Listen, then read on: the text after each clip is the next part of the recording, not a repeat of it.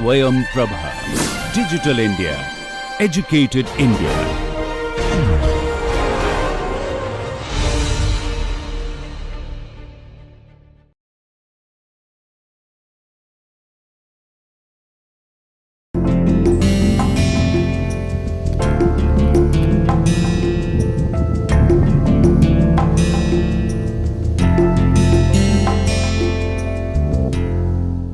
Good morning, students. I hope you have good session in the first week. I was also going through these lectures, and I have few questions in my mind. Incidentally, we are all aware our Prime Minister occasionally or regularly, to be more precise, announces a program called Man Ki Baat. And in that, he tries to share his feeling about what is happening in and around this world, and more specifically what is happening in this country. I also thought, let me also see all these lectures for last 1 week, and let me share with you my Man Ki Baat, and the success will be decided by the answer whether my Man Ki Baat has become your Man Ki Baat or not, right? So I give this title, Man Ki Baat.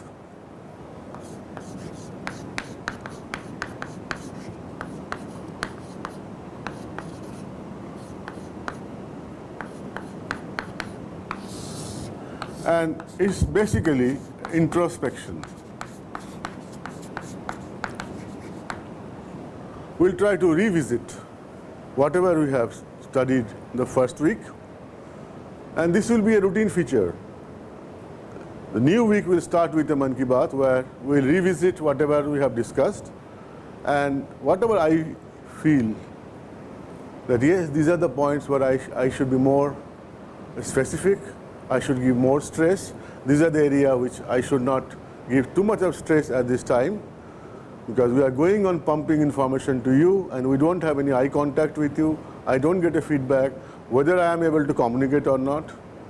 So it is better that we follow this practice and try to crystallize the basic foundation before we take off, right? If you go in the first session, you will find we have defined something called aerofoil, and we have realized that aerofoil is basically a 2D concept, that is, it has a contour with an infinite span. The basic message here is that we are restricting the flow to go in this cross section. There are no cross flows this way or this way, right? That means the flow will be more characterized by the contour of this aerofoil. That is, if this is the aerofoil, then the contour of the wing and the flow over the wing will be decided by this contour, and there won't be any lateral flow or cross flows, right? In that we defined something called streamline. We didn't define streamline. We want to define streamline in a little bit of explicit manner, but without going much into the details. What actually happens? Suppose the fluid flow is coming like this. What happens here? Here, some fluid will go like this, some will go like this, right? And this flow over this surface, both these surfaces will decide what is the pressure difference. Okay? Now the question comes, why at all there should be a pressure difference? This question we need to ask. We need to understand a little more. And we will be addressing that part. First, if I want to represent this flow, which direction the flow is going, one of the ways is to define streamline. What is a streamline? You imagine those points in this flow And if I draw tangent at this point, that should give me the direction of the flow. So this becomes your streamline. This is another streamline. Okay? That is, any point you pick, draw a tangent, that should give direction of the flow. It helps in visualizing, it helps in modeling. Okay? So you can write like this. So many streamlines will be going like this. Infinite streamline I can draw, right? Because these are fictitious lines. This only helps to understand, to represent the direction of flow. Nothing more than that. Okay? However, this concept you will find aerodynamics have used in developing an analytical model of relevance to understand what is the forces, how the force is acting, what will be the force behavior with the orientation of the aerofoil, etc., etc. Right? Forgetting about streamline and all, if I draw a symmetric aerofoil, symmetric, we have defined that this distance from the chord line, they are same. Right? Though it is really not drawn properly, but I hope you understand by now what is a symmetric aerofoil. What will happen? Without going into aerodynamics or anything very specialized, by natural justice you will find the half of the flow will go like this and half of the flow will go like this, because one of the this half over a particular line flow will have a direction like this, the other part will flow go like this. So there will be another line where the flow will be just like that. There won't be any flow that direction. So it separates lower as well as upper flow. This part separates upper and lower flow. I am not using any aerodynamic term. So now see one thing. If it is symmetric aerofoil, that means from here to here and from here to here, if I measure their length, they will be same. That means the flow over this, if it remains attached, it will travel from here to here, flow here will travel from here to here, and they will travel equal distance. Okay? And there is another law of justice or natural law is that whatever fluid is coming here, they have to come out. They cannot get stagnated at one point, right? They cannot get accumulated at one point, which we call the continuity of the fluid particles motion, right? That is, if we try to draw a pipe, if I allow fluid to flow through the pipe, I know that whatever is going here has to come out. Okay? If that is true, that means if they are traveling equal distance, upper portion as well as lower portion, that means they will have same average velocity. And if the velocity average velocity is same, that means the pressure here and pressure lower has to be same. Because you know Bernoulli's P plus half rho v square has to be constant, right? And since both are having same average velocity, so the pressure remains same, so the pressure upper and pressure lower will be same, and hence there won't be any lift. This is one of the explanations. Okay? There are many explanations, and explanations are designed, are formulated to suit mathematical modeling. So you'll see there are many ways of defining this other than what I am explaining here. This is using the very fundamental common sense. Okay? Now think of if this same symmetric aerofoil is at an angle of attack, alpha. Now the question comes, what is angle of attack? To understand what is angle of attack, again revisit, if this is the plate, okay, and if this is the velocity direction, I am concentrating on the vertical plane, okay, and vertical plane, whatever the angle between this velocity vector and the chord of the wing is called the angle of attack, okay. Now what happens if I try to visualize like this?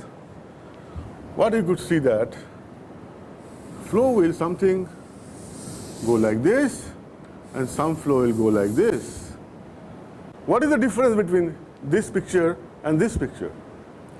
Now you could see that the upper part of this fluid, they will be traveling more distance than the lower fluid. Am I correct?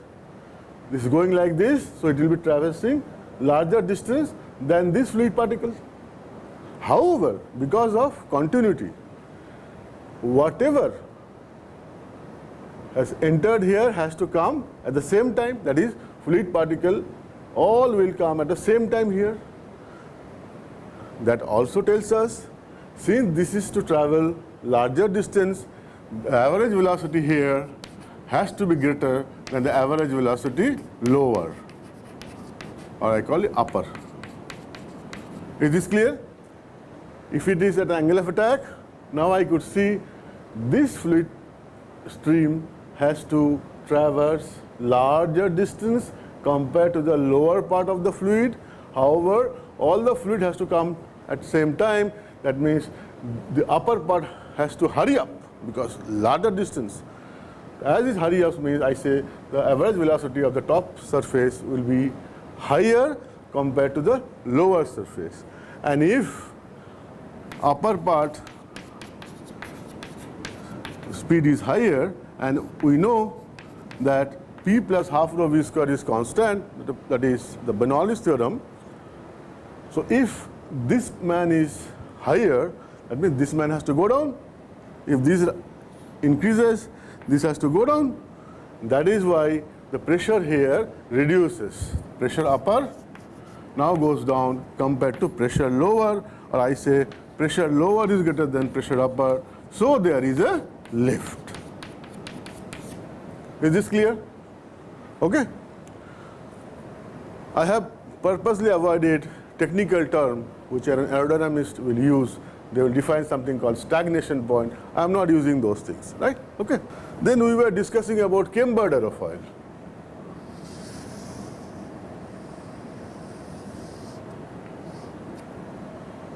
And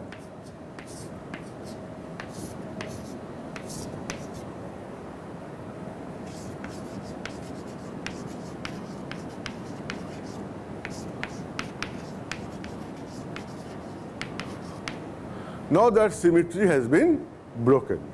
Now what happens? You could see here from this geometry, if the flow is coming like this part has to have higher speed compared to the lower part. Same theory will apply here, and we will have pressure difference and we will have lift. Okay. We also realized that if I plot CL versus alpha for a symmetric aerofoil, up to certain point it is linear, and after we call it here, strictly speaking, we call it CL max. That is the maximum CL this wing or this aerofoil can generate, and after that there is a drop in CL, increase in drag, and that area we call stall. So conventionally we call this angle at which the flow separates, we call alpha stall. So these two important terms, one is alpha stall, but you could see also at alpha stall CL is CL maximum. That means if you further increase the angle of attack beyond this alpha stall, you will not get additional CL. In fact, CL will reduce.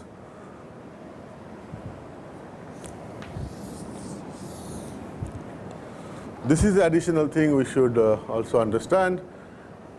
And for a cambered aerofoil, you will find this graph is no more like this. It is like this, where at this I write cambered, and you see at alpha equal to 0. For a symmetric case, CL was 0, but for cambered, there is a positive value which is called denoted as CL naught. And if I extrapolate this point, you find here alpha for CL equal to 0 and which is negative.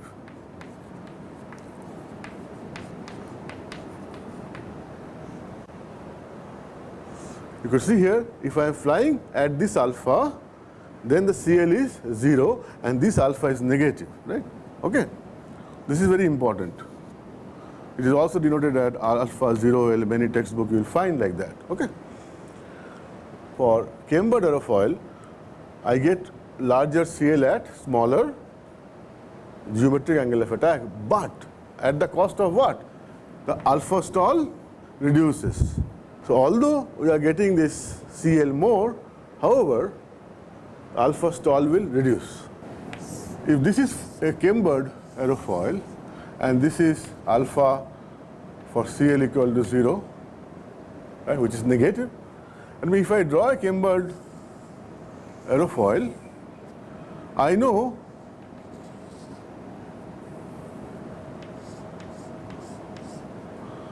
there is a zero lift line, that is, this is called zero lift line.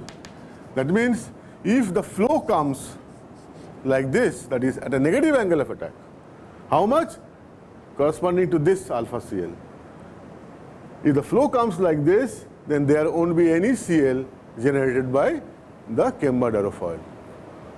Right? In flight mechanics, we use this concept more frequently when we are discussing about stability and control.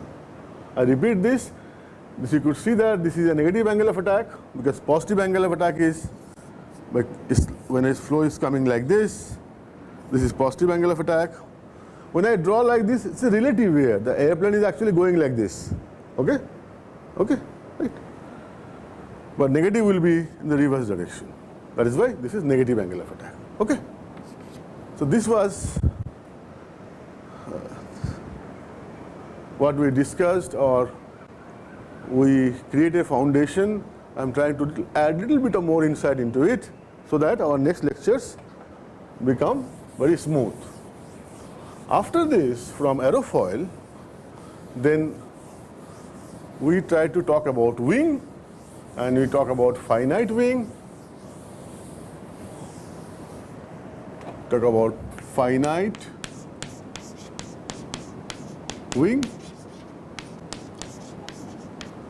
and we realized finite wing means this span is not infinite, it is finite. So at the tip of the wing here, because there is a pressure difference in the bottom and the top, there will be vortices, or they will draw kinetic energy, rotational kinetic energy, at the cost of the machine energy. So there is a drag, and we call vortex drag. So if I draw it like this, something like this. So this is vortex drag. It is also called lift, induced drag, or sometimes simply induced drag.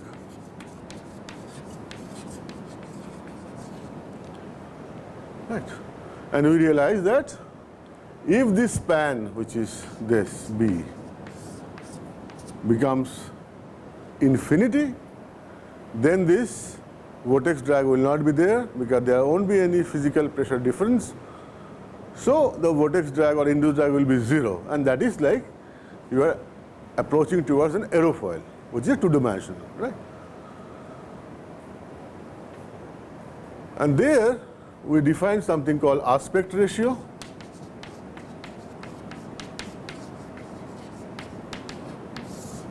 And we define aspect ratio as, if this is the span, and if this is the chord, then aspect ratio was defined as B square by area of wing. That is the aspect ratio of the wing. If I want to calculate aspect ratio of the tail, then span square, tail span square by area of the tail, right? For a rectangular wing, it becomes B by C. However, if the wing is something like this,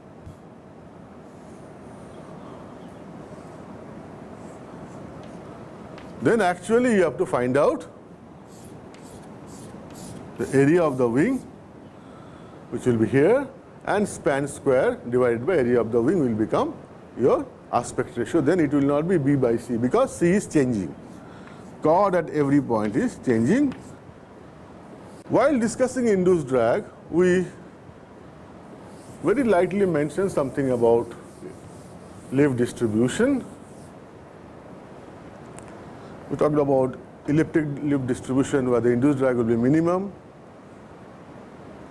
and the lift distribution was typically something like this, where if you see here, there are no pressure differences, right?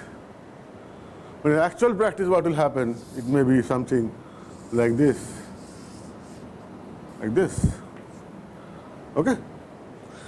The best way, of course, I should not draw it something like this, okay?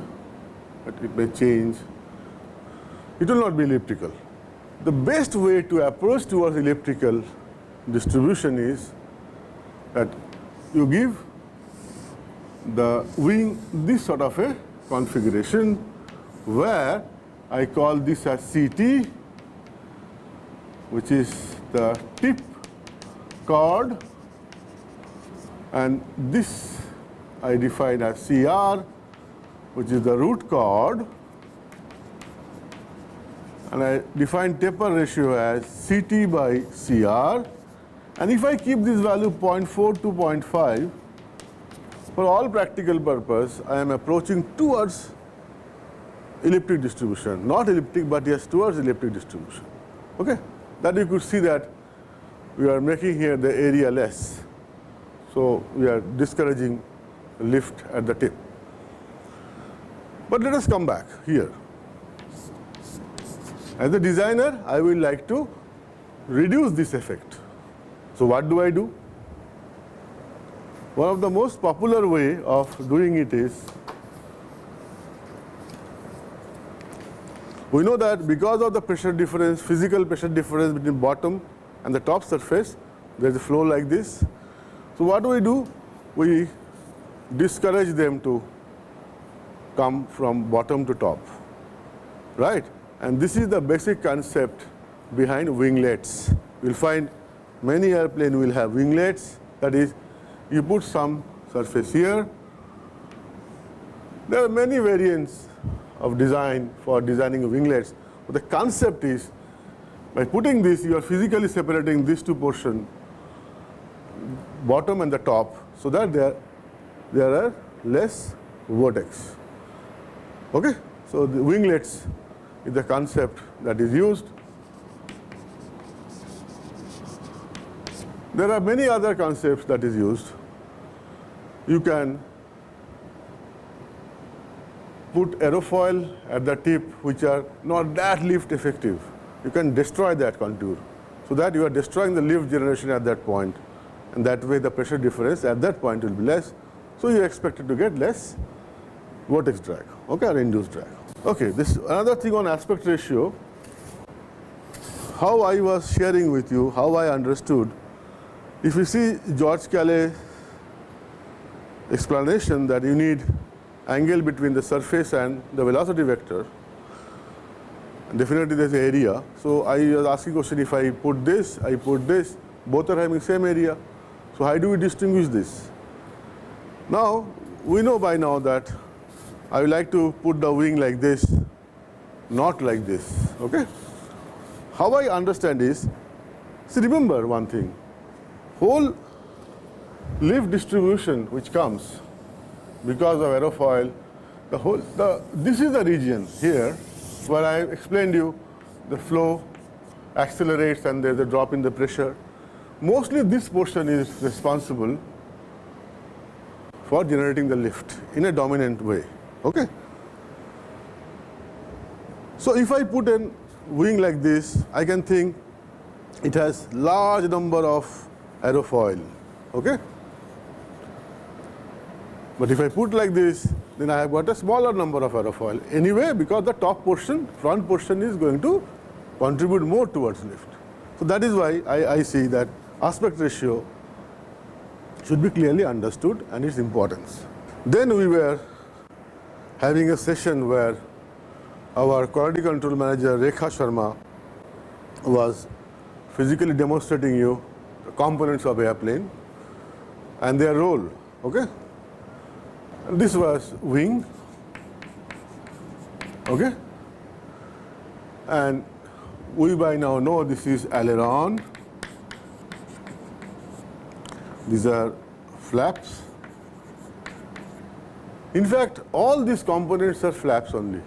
It is for a specific purpose we are giving a name to this portion as aileron, and this is a flap. The role of aileron is what? Question is this. Suppose imagine this is the wing and I am putting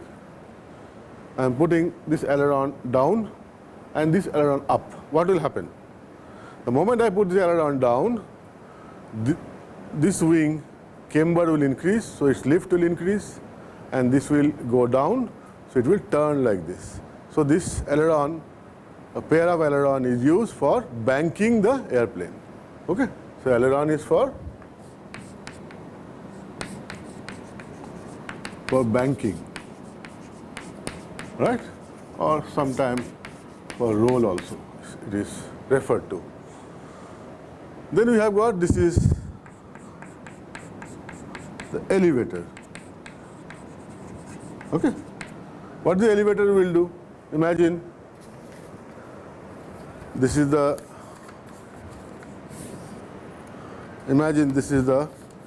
horizontal tail, okay? And part of it is the elevator. So I am moving in this direction. If I put the elevator down, what will happen? Again you see the camber is changed. And as per George Calais, now this portion is having an angle, but I will explain with as if the camber has changed. So the lift will increase here. As the lift increases here, CG is in some front, so it will give a nose down moment, right? The airplane will now go down. That is, if I put the elevator down, the aircraft will go down like this. In contrast, if I put the elevator up, so now force will be downward, so the nose of the airplane will go up. We say airplane will go nose up. So to take the airplane attitude up, I will put the elevator up. To take the nose of the airplane down, I will put the elevator down. Is it clear? If I want to take it nose up, I will put the elevator up, force downward, so it goes like this. If I want to take the aircraft down, so I will put the elevator down, so this will give a force upward, and CG in front, that will take it down. Okay? So that is the primary role of elevator. Then we have rudder. Okay?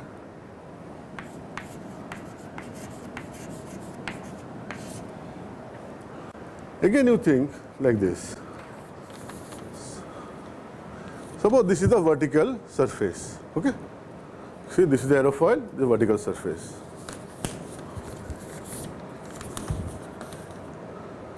And I am going in this direction.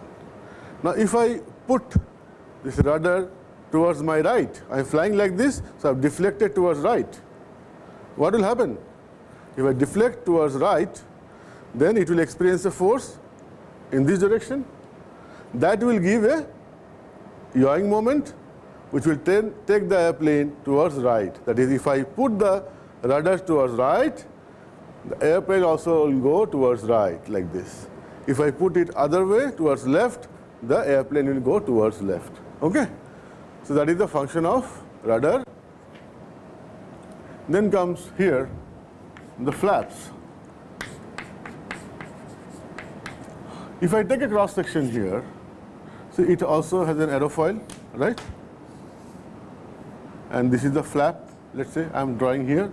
As I am putting the flap down, what is happening? What has happened? The whole camber of this section has increased, right? So the CL for a given angle of attack will increase, right? So this is the way to increase the CL max. We will see that when you talk about landing and takeoff, how to increase CL max so that I can take off at a lower speed. Okay? So this is the role of this flap. Okay? If I understand all this thing clearly, I will be able to synthesize all these things through the requirement of an airplane for a specific performance. Okay, that is why it's important to know.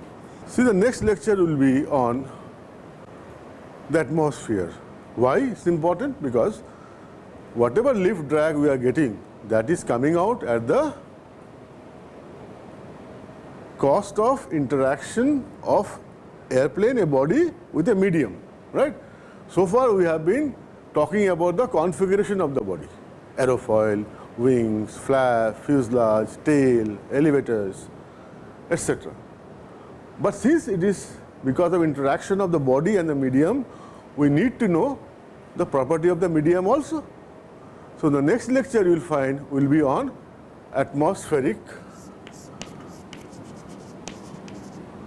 or atmosphere, right? And more precisely we'll call it standard atmosphere. Why this is the requirement?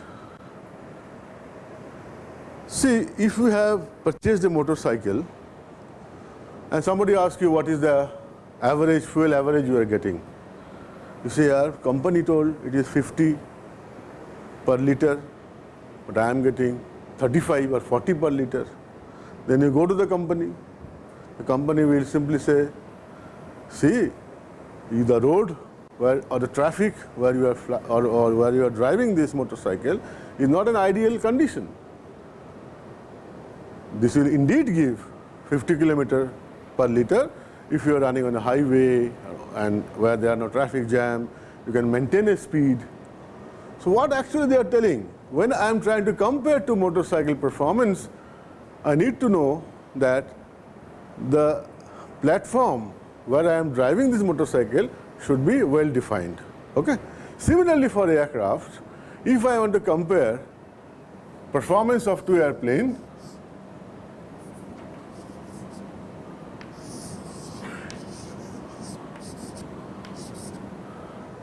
then I need to compute, evaluate their performance characteristics when they are flying at a common or same atmospheric environment, right? And that is where this concept of standard atmosphere came into picture. You will see that we will try to develop methodology, which are already established methodology based on experimental results and with an assumption that air behaves like a perfect gas. That is, we will assume that P equal to rho RT valid for this, and we will try to give a description of pressure, density and temperature as we are going higher and higher. The approach will be, I will be knowing the condition at sea level. As I go up, how the pressure is changing, how the density is changing, how the temperature profile with altitude is measured experimentally. And we'll be using this to give a description of pressure, density and temperature. Right? And also please understand, when I'm trying to find the pressure change as I'm going higher and higher, I need to also know few things about altitude, because if this is Earth, this is Earth center, if I call it radius of Earth, then at any point P, if I try to define the distance with respect to the center, let's say it's HA, which is traditionally called absolute altitude. This has more relevance in space flight, right? Because there is an interplanetary motion, the value of G changes drastically. But when I'm talking about atmosphere, I'll be talking about atmosphere which is present within certain definite altitude measured from the sea level. Okay? There are no atmosphere here. So that time if I use this altitude, I'll be doing a wrong modeling. Okay? So that is why there is another altitude is defined, which is defined as Hg, which is measured from the surface of the earth, or more critically, if you want to be correct, you say from the sea level condition. Right? So this is your Hg. We'll be using this concept, and we'll see that if I am around 60 kilometers altitude, Hg, and the new height will be defining, there's a compulsion to define new height, which we'll be calling as fictitious height or geopotential height, because as I'm going higher and higher, please understand the pressure is because of the weight of the fluid. Okay? And how we will be computing pressure? We know the pressure at sea level, and as I go higher and higher, I will try to find out what is the change in the pressure. That is dP, which is negative, change in the pressure. So change in the pressure has relation with the weight of the fluid, and weight means is G, local value of G, which changes with height, which changes with height measured from the center of the earth. So there is a complication. There are some simplification will be made as long as we are within 60 kilometers. And this is what will be required to describe the pressure, density, temperature in an atmosphere, which we will be calling standard atmosphere, and we will be also defining the standard atmosphere initial conditions, that at sea level, when I say standard atmosphere, what are the value of density, temperature and pressure. And then through the table, I can know the standard value of pressure, density and temperature at any altitude, which will be used to compute the performance of different airplane, or if you want to compare the performance, some internal test results, then I can use those values also and corroborate. Okay? So next lecture will be on standard atmosphere.